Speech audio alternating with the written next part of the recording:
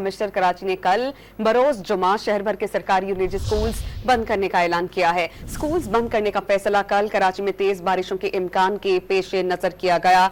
Commissioner Karachi की तरफ से जारी करदा बयान के मुताबिक महकमा मौसमियात और PDMA की एडवाइजरी पर स्कूल्स बंद रखने के अहकामात जारी कर दिए गए हैं। वाज़ेह रहे कि कराची में गुज़श्ता 2 से 3 रोज से कहीं हल्की कहीं तेज बारिशों का सिलसिला जारी है और कल इम्कान यह जाहिर किया जा रहा है कि बारिशें शिद्दत इख्तियार कर सकती हैं और कल हाफ डे भी है। तो इस तमाम तर सूरत हाल के पेश नजर कमिश्नर कराची ने कल बरोज जुमा शहर भर के सरकारी और निजी स्कूल्स को बंद रखने का ऐलान किया गया है ताकि किसी भी किस्म की हंगामी सूरत हाल से निपटा जा सके। स्कूल बंद करने का फैसला कल कराची में तेज बारिशों के इम्कान के पेश नजर किया गया है। कमिश्नर कराची की तरफ से जारी करदा बयान के मुताबिक महकमा मौसमियात और PDMA की एडवाइजरी पर स्कूल्स बंद रखने के अहकामात जारी किए गए हैं।